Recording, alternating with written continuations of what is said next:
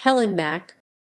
Helen Mack, born Helen McDougall, November 13, 1913, August 13, 1986, was an American actress.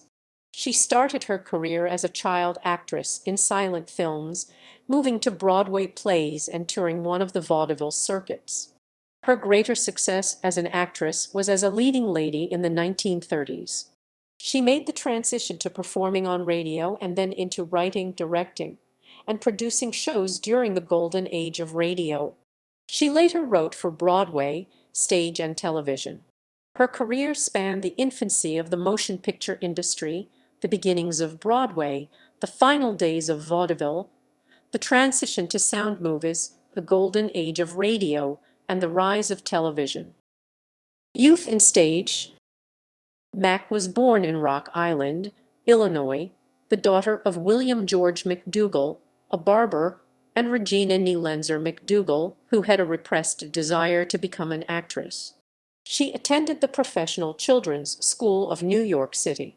Her friend Vera Gordon helped her along as a child actress. She appeared on Broadway and in vaudeville and debuted in films at age 10 in 1925. Her stage debut was in The Idol Inn with Jacob Ben-Ami.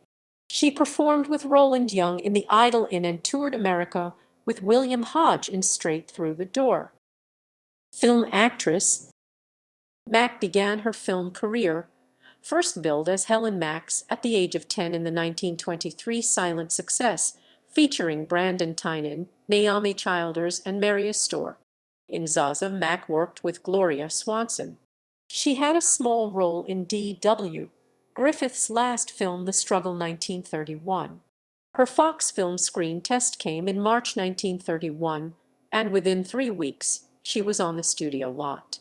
She made her debut as a leading lady opposite Victor McLaglen in While Paris Sleeps, 1932, and was cast with John Bowles in his initial Fox film venture Scotch Valley.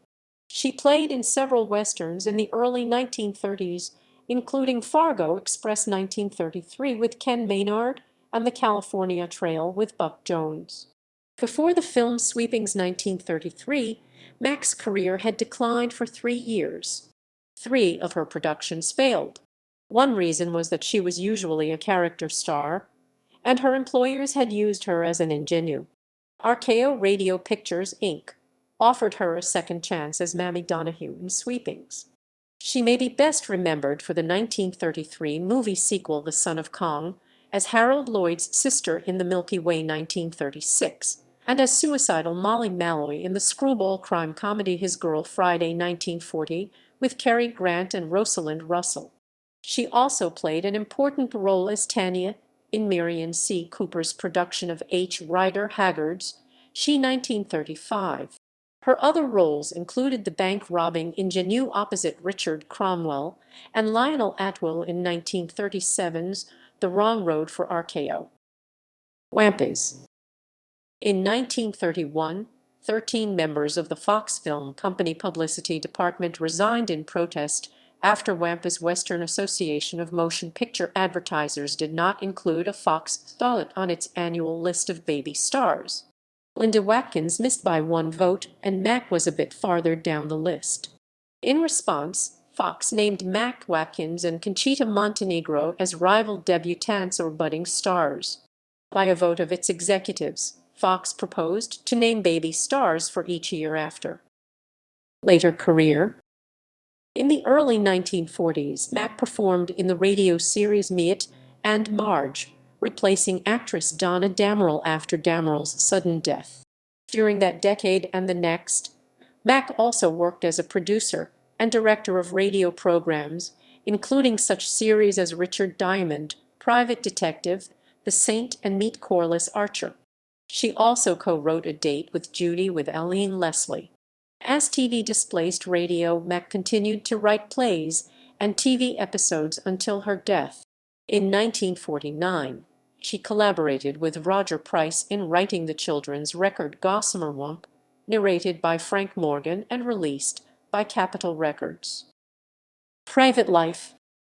Mack married lawyer Charles Irwin in San Francisco in February 1935 at age 21, when she was under contract to Paramount Pictures. He was a bankruptcy trustee for Fox Film West Coast Theaters.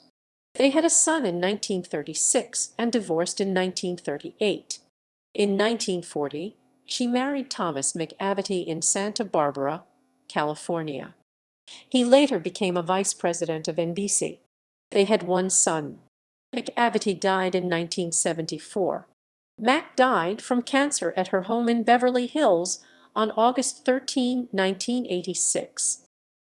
Filmography